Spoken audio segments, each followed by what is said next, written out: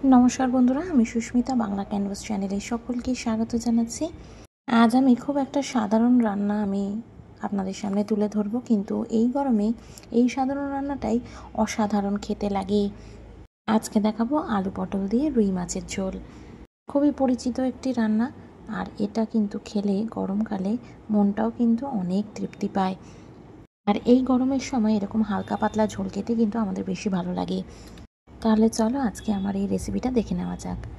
এর জন্য এখানে আমি কিছু রুই মাছের পিস নিয়ে নিয়েছি, আর এখানে মাছগুলোকে আমি প্রথমে ম্যারিনেট করে নিচ্ছি। দিয়ে দিয়েছি 1 চামচ মতো নুন আর 1/2 চামচ মতো হলুদ গুঁড়ো। এবার খুব ভালো করে মাছের গায়ে হলুদ আর নুনটাকে মাখিয়ে নিতে হবে। এইভাবে মাখিয়ে রাখা হয়ে গেলে আমি 10 মিনিটের জন্য মাছটাকে ম্যারিনেট করে সাইডে রেখে দেব। এবার কড়াইতে আমি নিয়ে নিয়েছি কিছুটা পরিমাণে তেল। সাদা তেলে রান্নাটা করছি, আপনারা চাইলে কিন্তু সর্ষের তেলেও রান্নাটা করতে পারেন। তেল গরম হতে একটা একটা করে মাছ আমি দিয়ে দিয়েছি। এবার মাছগুলোকে খুব ভালো করে লাল লাল করে কিন্তু আমি ভেজে নিচ্ছি। মাছগুলো যখন এক পাশ ভাজা হয়ে যাবে আর একটু উল্টে পাল্টে এগুলোকে ভালো করে কড়া করে ভেজে তুলে নিচ্ছি। এরকমভাবেই আমি সমস্ত মাছগুলোকে ভেজে নেব। ব্যাচ ওয়াইজ আমি মাছগুলোকে ভেজে নিচ্ছি। প্রথমে 3টে মাছ ভাজলাম, এবার আমি 4খানা একসাথে ভেজে নিচ্ছি। মাছগুলো ভাজা হয়ে গেছে, এবারে এগুলোকে আমি উল্টে দিচ্ছি। একটা সাইড ভাজা হয়ে গেছে, দেখতে পাচ্ছেন ব্রাউন মতো ভাজা হয়ে গেল। তো আরেকটা সাইডও আমি ভেজে নেব সেমভাবে। মাছ ভাজা কমপ্লিট, মাছগুলো পাত্রে তুলে নেওয়া হয়ে গেছে। এবার সেম তেলে ফোড়নে দিয়ে দিয়েছি কালো জিরে আর কাঁচা লঙ্কাটা একসাথে ফোড়নে দিয়ে দিলাম। বেশ কিছুক্ষণ ভেজে নিয়েছি। 30 সেকেন্ড মতো ভাজার পরে সুন্দর একটা গন্ধ বেরোতেই আমি এর মধ্যে দিয়ে দিলাম এরকম লম্বা লম্বা করে কেটে নেওয়া পটল। এখানে আমি 5-6টা মতো পটল নিয়েছি, এইভাবেই আমি কেটে নিয়েছি। পটলের গায়ে অল্প খোসা রেখে অর্ধেক করে কেটে নিয়েছি। এবারে আমি দিয়ে দিলাম লম্বা লম্বা করে কেটে নেওয়া আলু। আপনারা চাইলে আলুটাকে আগে ভেজে তুলে নিতে পারেন, আমি আর দ্বিতীয়বার ভাজলাম না, সব কিছু একই সাথে ভেজে নিচ্ছি। আলু আর পটলটাকে সমানভাবে একই সাথে আরও 3 থেকে 4 মিনিট আমি ভেজে নেব। ভাজা হয়ে গেলে এর মধ্যে আমি দিয়ে দিচ্ছি সরু করে কেটে নেওয়া পেঁয়াজ। একটা পেঁয়াজ দিয়ে এবার ভালো করে সমস্তটাকে ভেজে নেব। আর এদিকে একটা মশলা তৈরি করে নিয়ে নিয়েছি 1 চামচ মতো ধনে, জিরে আর কাশ্মীরি লঙ্কার গুঁড়ো। সব কিছুই একই সাথে আমি এটাকে জল দিয়ে মিশিয়ে মশলাটা রেডি করে নিচ্ছি। আর অল্প হলুদ গুঁড়োও দিয়ে দিয়েছিলাম।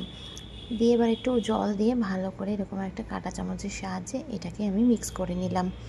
এইভাবে একটা মিশ্রণ তৈরি হয়ে গেল। এবার দেখুন এখানে কিন্তু পটল, আলু সবই ভাজা হয়ে গেছে। এর মধ্যে এবার মশলাটা আমি দিয়ে দিলাম। মশলাটা দিয়ে একটুখানি ভালো করে নাড়াচাড়া করে দিচ্ছি। এবার মশলাটা দিয়ে যখন খুব ভালো করে কষানো হয়ে যাবে, তার মধ্যে আমি দিয়ে দেবো সামান্য পরিমাণে বাড়ি ধোয়া জল। দিয়ে ভালো করে এটাকে একটু ফুটিয়ে নিয়ে আমি এবার ঢাকা দিয়ে দেব। তার আগে দিয়ে দেব আমি পরিমাণ মতো জল। মশলাটা খুব ভালো মতো কষানো হয়ে গেছে, আপনারা সেটা দেখতেই পাচ্ছেন কতটা মাত্রায় তেল রিলিজ করেছে। এবারে আমি এর মধ্যে দিয়ে দিচ্ছি 2 কাপ মতো জল দিয়ে সামান্য পরিমাণে নুন দিয়ে দিলাম। স্বাদ অনুযায়ী নুনটা দিয়ে নেবেন। এবার আমি এটাকে একটুখানি হাই ফ্লেম করে ঝোলটাকে ফুটিয়ে নিয়েছি। এবার আমি এর মধ্যে দিয়ে দিচ্ছি ভেজে রাখা মাছের পিসগুলো। ঝোলটাকে কিন্তু আমি এই সময় ফুটিয়ে নিচ্ছি। এবার মাছগুলোকে দিয়ে ভালো করে নাড়িয়ে চাড়িয়ে এটাকে একটু ঢাকা দিয়ে রেখে দেবো 3 মিনিটের জন্য।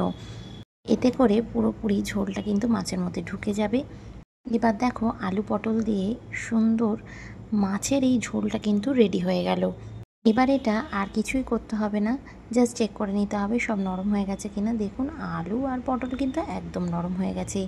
নুনটা যদি কম বেশি থাকে সেটা একটুখানি অ্যাড করে নেবেন। এবার এটা গরম গরম ভাতের সাথে সার্ভ করার পালা। 3 থেকে 4 মিনিট এটাকে আমি স্ট্যান্ডিং টাইম দিয়ে নিয়েছি। এবার স্ট্যান্ডিং টাইম দেওয়ার পর গরম গরম ভাতের সাথে আমি এটা সার্ভ করছি।